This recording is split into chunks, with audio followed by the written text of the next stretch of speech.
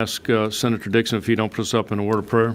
If you would, please bow your heads with me. Dear Heavenly Father, Lord, I pray for wisdom and discernment as we go over this matter here in Conference Committee today. I also pray for our law enforcement and our first responders, Lord, here that serve us locally and around the world. Please keep a hedge of protection around them today and bring them home safely, the ones that are abroad.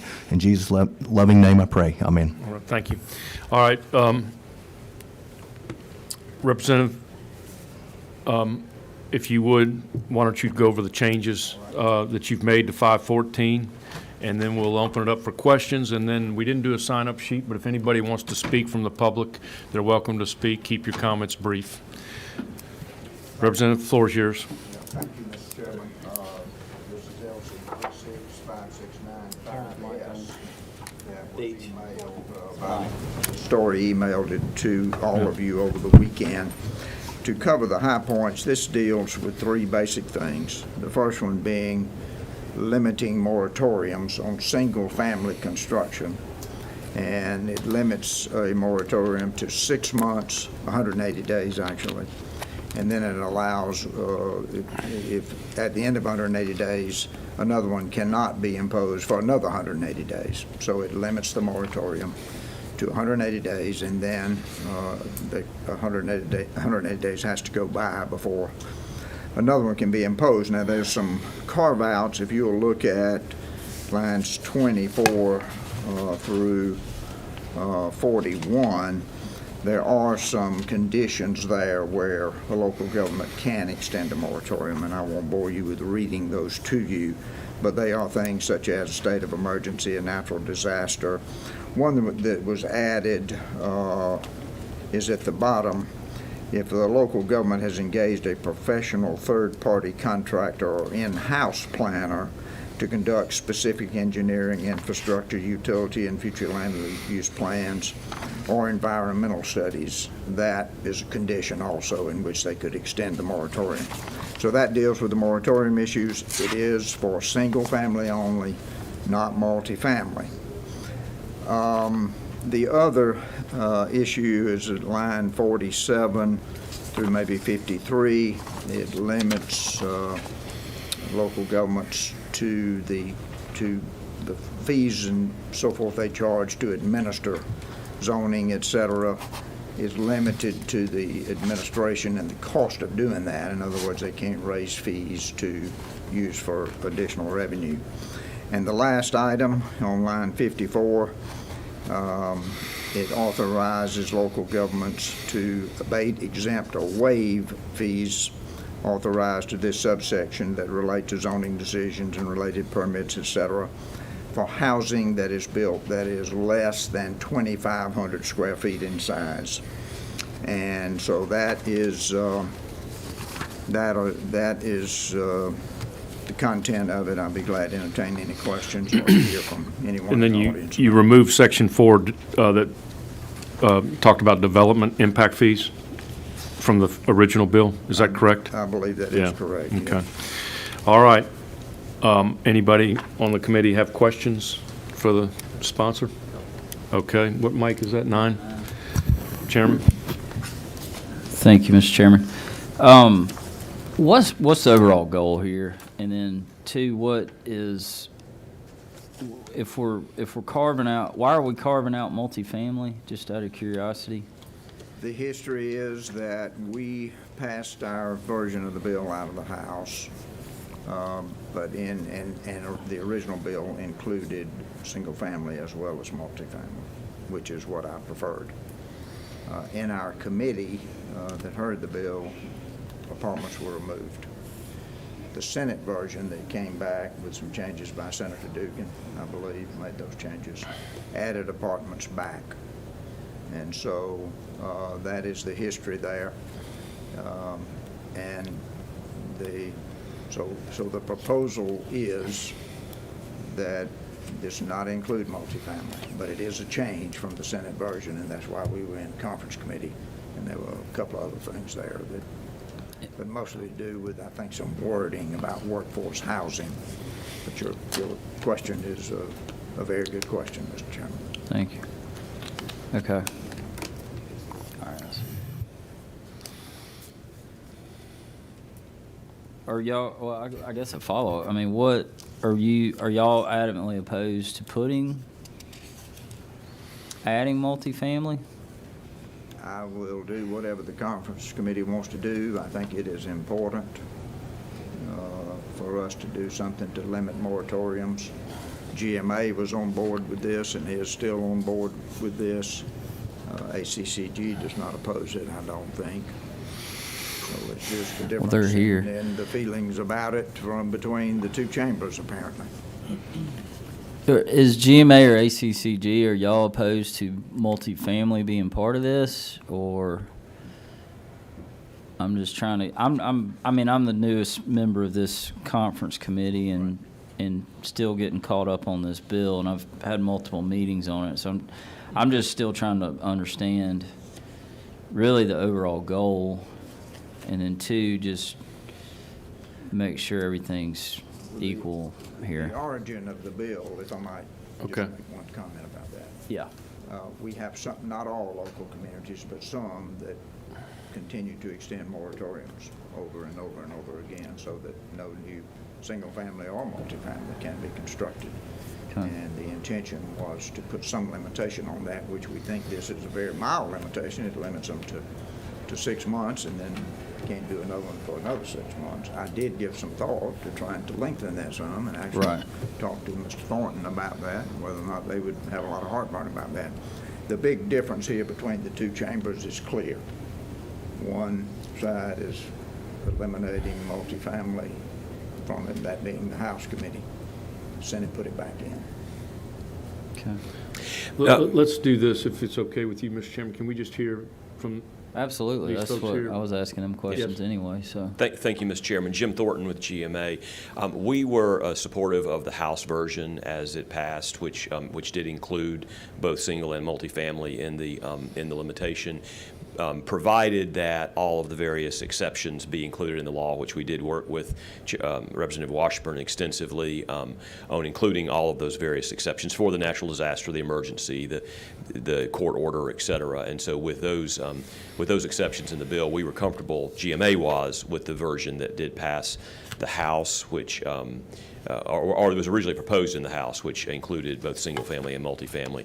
However, I do understand that there is some resistance to including multifamily from legislators, and we are certainly, this is not our fight. We're fine either way. Our issue is the list of exceptions being included, because that's what gives cities and counties the ability to extend the moratorium for very legitimate reasons that might be in place. And correct me if I'm wrong on which. can you state your name, please? Todd Edwards with the Association of County Commissioners of I was Georgia. wondering where you were from. I apologize. The House version that had passed did not include the multifamily, if my memory serves me correctly. That was added in the Senate. We did not ask for that. We prefer it not be in there. However, the Senate did also add a provision that put an additional exception in the bill saying that it could be waived, the 180-day limit, if in-house professional staff were working on a rewrite of the zoning code. So we did support the bill as amended by the Senate. We did not ask, we do not prefer the multifamily, but we did like the provision, adding that as an exception. We would be fine with the bill to include multifamily. We prefer it not, but we would not get in the way if it were still included, if that makes sense. So we got something we wanted out of the Senate, something we didn't ask for, but we understand that's the compromise process over here. And I understand late in the game, the multifamily did run into some hurdles not coming from us in the House on sine die of last year. Can you explain why you support the moratorium piece on residential but not on, well, I guess they're both but on single family versus multifamily? I don't know that we support it. We didn't ask for the multifamily. That was when we Did you take it ask to our for the policy. single family? Well, we didn't ask for any of the bill. However, we, like y'all, worked through compromise with the author and got it to the point where we were neutral. And that's where we would remain, should you include or not include multifamily. The resistance or rub on multifamily, if I'm not mistaken, I can't speak for House members, but that seemed to be playing out late in the session last year. And Mr. Chairman, I would just add, I mean, obviously, single-family and multifamily are different in terms of the the intensity of the use. I mean, a multifamily development is going to put a greater strain on the city-county infrastructure, on the roads and so forth. So I mean, they are different. They are both residential, and we support, both types of residential development, but they do have a different flavor to them in terms of the intensity of the use. So I think that was some of the reason that some legislators, more so than GMA and ACCG, saw that as being a distinction worth carving out. All right, that's a good answer. Okay, thank y'all. Mr. Rayner, you want to speak? Yes, sir, Mr. Chairman. David Rayner with the Georgia Chamber of Commerce. Just appreciate the leadership of Chairman Washburn and you, Chairman Beach, and the conferees. I think that what you have before you is a product of a well-thought-out compromise. What we have seen repeatedly over the last several years from our members throughout the state is that workforce shortages continue to be the biggest challenge for our business community. And a key element of that is workforce housing to ensure that folks are able to live within the communities where they work. And so we feel that this compromise actually outlines some additional tools in the toolbox to make sure that we can increase housing inventory in the state. Okay, Happy to answer any questions. Just appreciate the leadership of the committee. thank you. Mr. Chairman, do you have any other questions? I think I'm good. Representative, do you have any questions? Senator? Does anybody else in the public wish to speak? I know we didn't have a sign-up sheet. Yes. If you would, come on up to the podium. Thank you, Mr. Chairman. My name's Hayden Stanley. I represent the Georgia Apartment Association, and I appreciate the questions about the back and forth of multifamily as originally introduced. As Representative Washburn indicated, all residential housing was protected from this takings. There were concerns in Chairman LaHood's committee by a couple of folks in West Georgia. They carried the day and multifamily was removed. It passed over here out of committee after multifamily was reinserted. I believe it came out of the full Senate with it in that condition. And while I know there have been concerns on sine die evening, there was also that piece about affordability that Senator Dugan put in there on impact fees, and I know that caused quite a bit of concern. I'll wrap it up quickly, but any time that government takes the property, says you cannot do this with your property, that should be a last resort. They've already failed in planning it. They've gotten to that point, and it's a greater failure to extend that for a year. We believe that all types of housing, workforce housing, multifamily and single family should be included. We respect the will of this conference committee, and just wanted to be on the record with that. Thank you. Thank you. Thank you, Mr. Chairman. Austin Hackney with the Home Builders Association of Georgia. I just wanted to come to the mic and say thank you for considering this bill and for carrying the measure, and zoning moratoriums or standing in the way of fixing the housing supply crisis in the state. So having some state guardrails around what those look like and when they can be used and not used will only help home buyers across the state of Georgia access affordable housing. So from the Home Builders Association of Georgia, we would encourage you to support this compromise bill, both in this room and on the chambers if we get that opportunity. So thank you from us. Okay.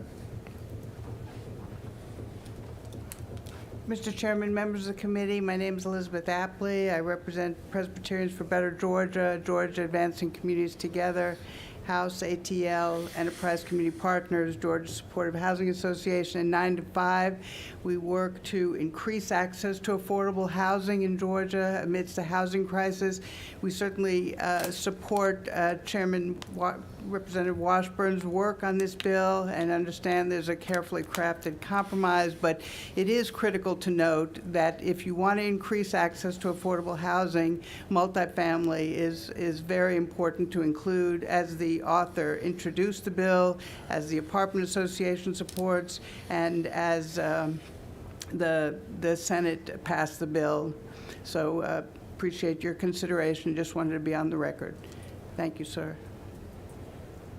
Okay, anybody else wish to speak before I close public comment? Okay, we're going to close public comment. What is the will of the committee, Mr. Chairman?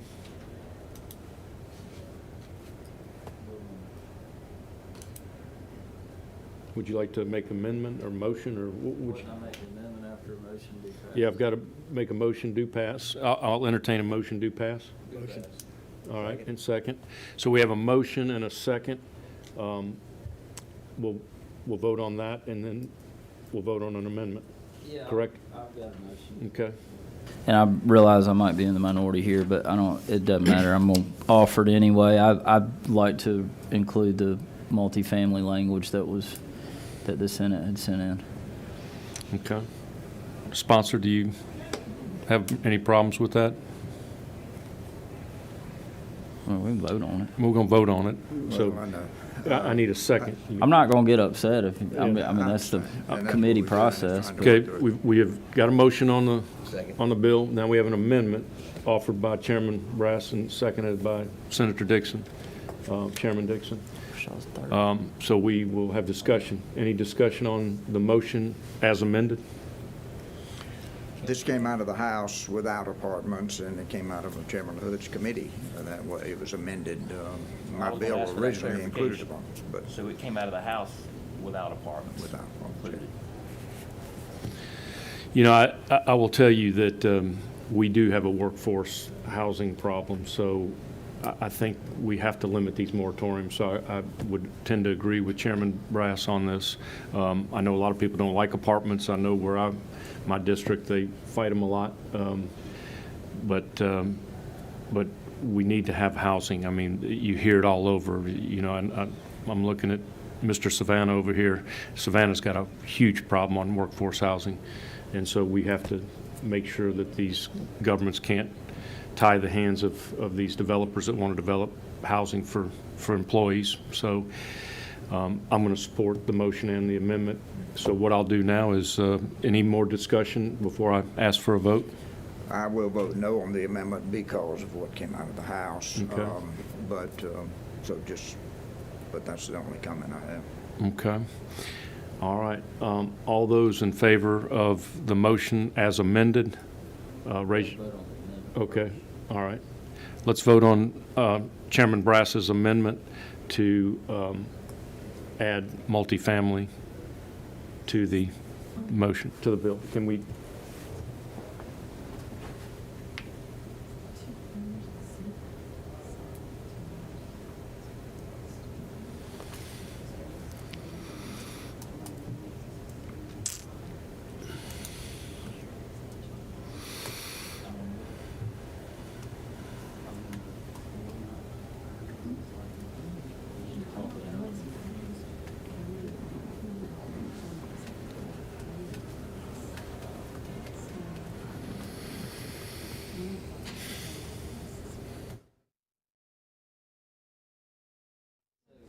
Shelmer brings up a good point. Wait, hold on. 9? Yes. So, Shelmer, Ledge Council brings up a good point. We're going to have 2 signatures from each body. And if we have this amendment on there, I mean, I guess the question is, are y'all going to sign it? Because if not, then we're going to need to back up and renegotiate. Yeah.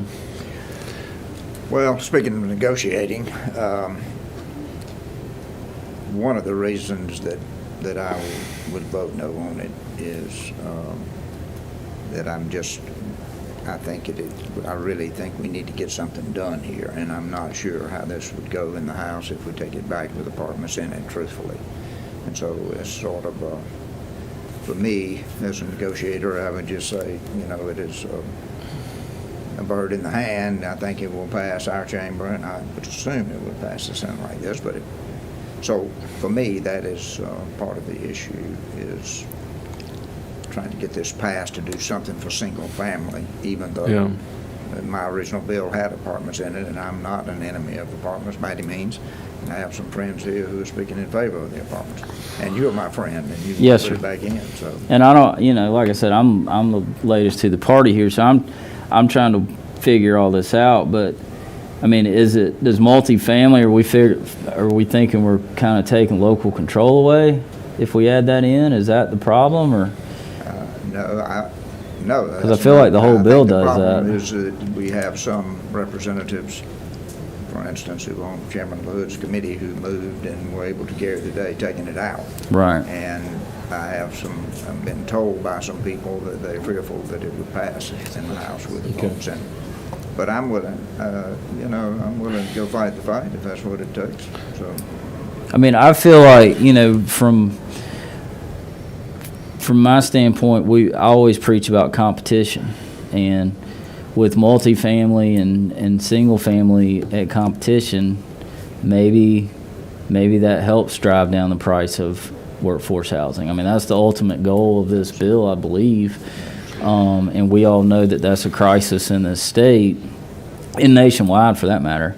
And we got to do something. And so for me, to me, the more players on the field, the better competition we got, and that's what's going to drive down costs. And so, do I want a bunch of multifamily popping up around my house? No, I don't. But at the same time, it's, and that's just me being honest. But at the same time, I do understand that there is a need for housing in general.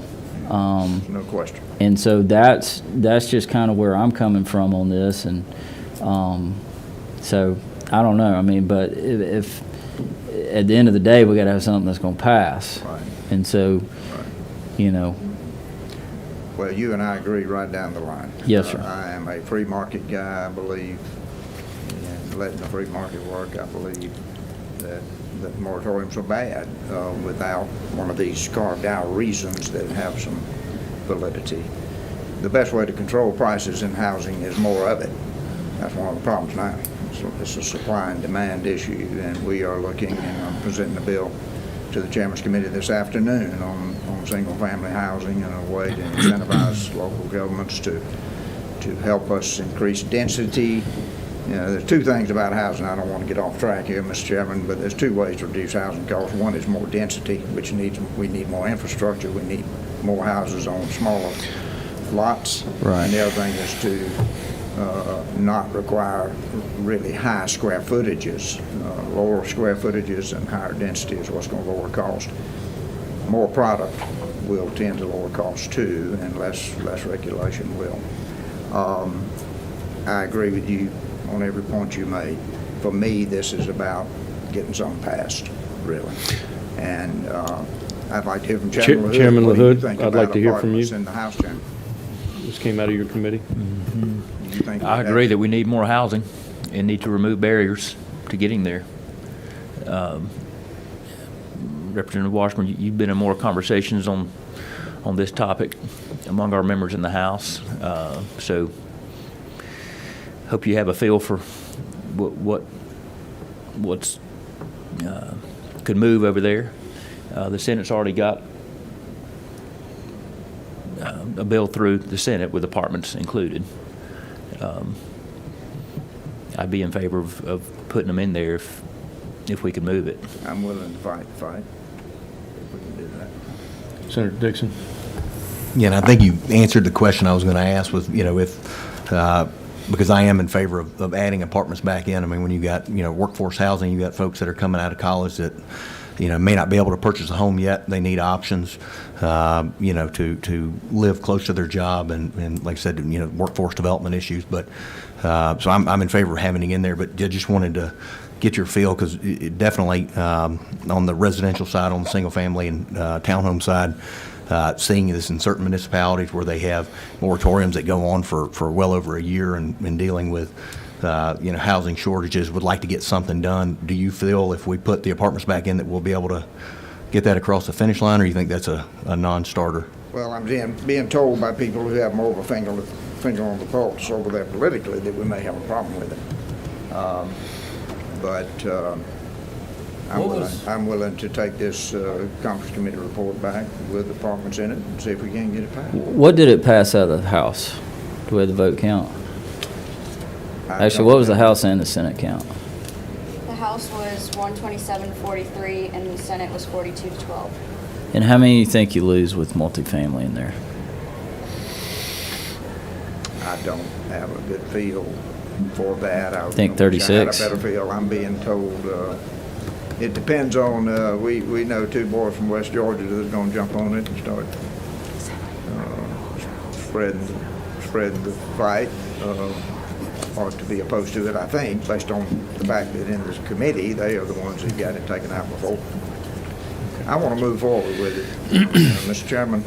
Okay. I'd like to call the question. All right, here's what we have. On line 17, it says to be used or developed for single-family residential. We're going to add single-family and multifamily residential, correct?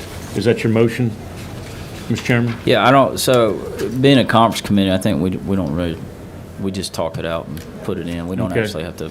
So we're going to add multifamily. We have an amendment to add multifamily, and I will ask in a show of hands who would like to vote for that multifamily. I will take it. Fight. Okay, so that's unanimous.